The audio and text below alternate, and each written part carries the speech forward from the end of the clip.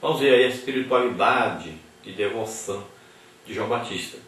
Vamos ver o que Jesus falou a respeito de João Batista, que é o mais importante. Não é importante o que seu pastor fala a respeito de você, ou seus colegas de serviço falam a respeito de você, ou o que o mundo fala a respeito de você. O importante é o que Jesus fala a respeito de você.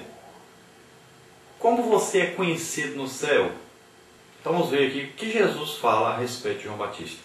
Então Jesus diz que o povo não foi ao deserto ver uma pessoa doida, mas alguém cheio do Espírito Santo, um homem que falava a verdade e um homem que chamava o povo ao arrependimento de pecados.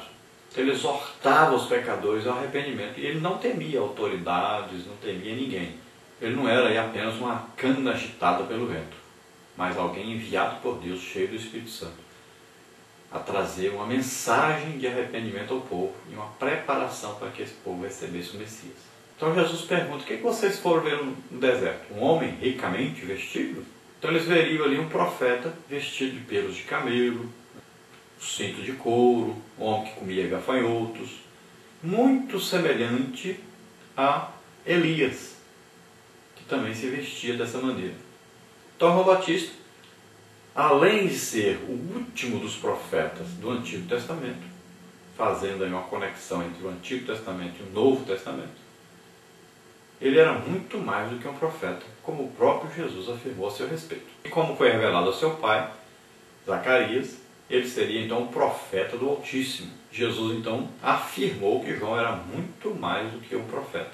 E Jesus declara que João Batista foi enviado como precursor seu, pelo próprio Deus.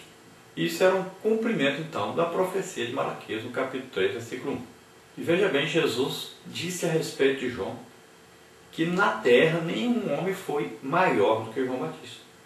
Por que será que Jesus falou isso? Primeiro, porque os profetas falaram a respeito de João, Isaías 43, Malaquias 3:1.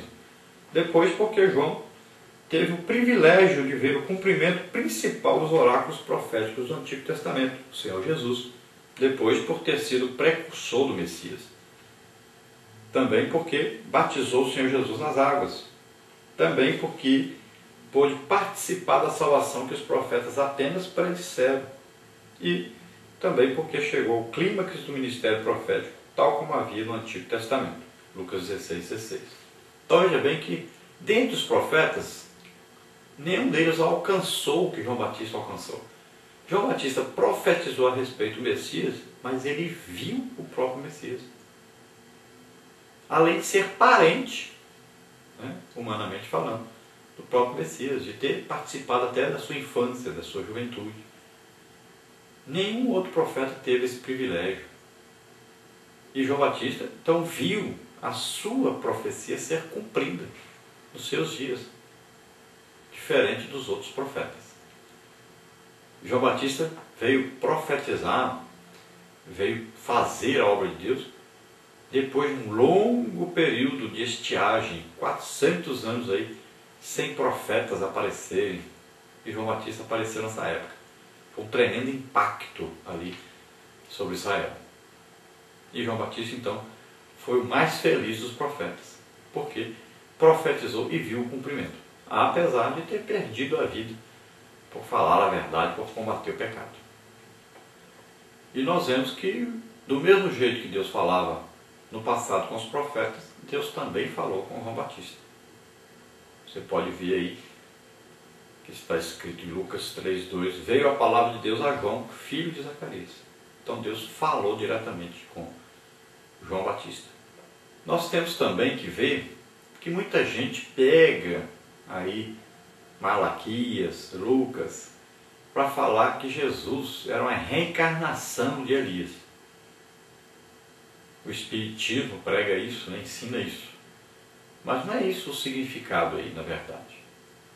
Jesus fala sobre João Batista dizendo que ele veio com o Espírito, na unção. João Batista veio cumprindo então a profecia sobre ele.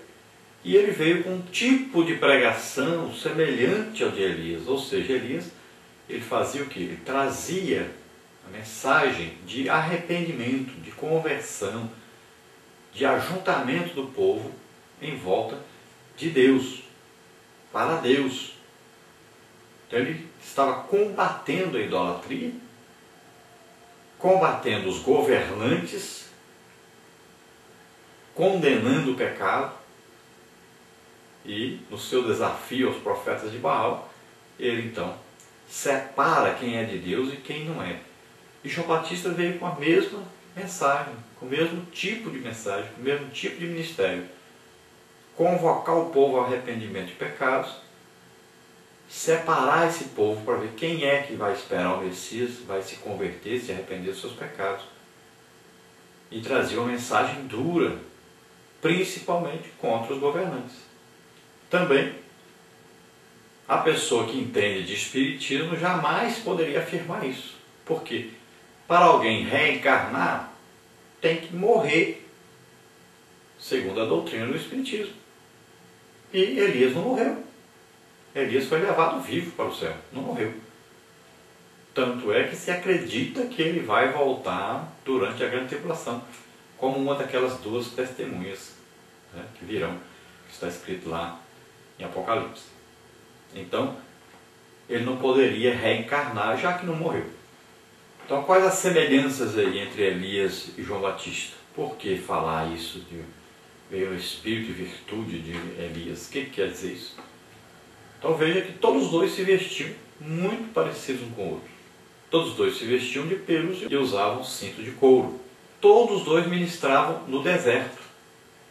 E é bom também resolver essa questão de deserto, porque às vezes a pessoa fala deserto e pensa que é um lugar sem água, no meio do deserto cheio de areia.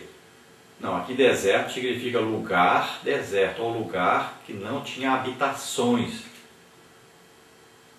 Geralmente se escolhia um lugar onde se passavam muitas pessoas. Porque João Batista não batizou com areia, ele batizou com água. Então ele estava batizando dentro de um rio. Então deserto aqui não é lugar sem água, não. Então tanto Elias como João Batista pregavam no deserto. E todos os dois combateram pecados de reis, pregaram a verdade para reis, combatendo o pecado desses reis. Então aprendamos com João Batista a combater o pecado, pregar contra o pecado e, principalmente, levar o povo ao arrependimento de pecados, à conversão a Deus, através de Jesus Cristo, sempre através de Jesus Cristo, para que eles possam ser salvos. Vamos passar agora pelo nosso questionário, onde nós estaremos passando por todos os pontos da revista mais detalhadamente. Vamos ver então. Então, primeiro aí, texto áureo para completar. A lei e os profetas duraram até João. Desde então é anunciado o reino de Deus e todo homem emprega força para entrar nele. Lucas 16:16. Para nós, o que significa isso? A lei e os profetas. Então, a lei é a exigência do cumprimento dessa lei para a justificação diante de Deus. E os profetas, as mensagens a respeito da vinda do Messias. Então, isso aí duraram então até João Batista. João Batista foi aí o elo de ligação entre o Antigo e o Novo Testamento, entre a velha aliança e a nova aliança. Então, entre a lei e os profetas do Antigo Testamento e agora a graça de Deus, a misericórdia de Deus, a vinda do Messias no Novo Testamento, trazendo salvação a todos. Então é anunciado agora o reino de Deus, porque aquele que haveria de reinar estava ali no mundo, é Jesus Cristo. Então, para entrar no reino, só através de Jesus Cristo. Então tem o reino material e o reino espiritual. O reino material seria o cumprimento das promessas de Deus ao rei Davi, que o descendente seu reinaria sobre todo o território dado a Israel, e esse cumprimento se dará no milênio. O próprio Jesus estará governando durante o milênio. E o reino espiritual, que todo aquele que aceita Jesus como Senhor e Salvador, se arrependendo dos seus pecados, entra para esse reino imediatamente. Jesus é a porta de entrada.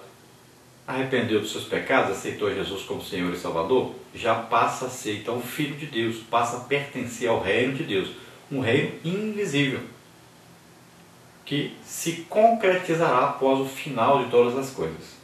Então, a partir de agora se emprega força para entrar nesse reino de Deus, Por quê? Pelo arrependimento do pecado, pelo esforço, a pessoa tem que se esforçar por vencer o pecado, se arrepender e aceitar Jesus como Senhor e Salvador.